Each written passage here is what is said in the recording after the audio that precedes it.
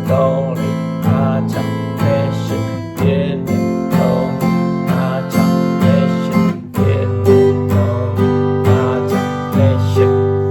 8 အဲ့လိုမျိုးလေ့ကျင့်ပါနော်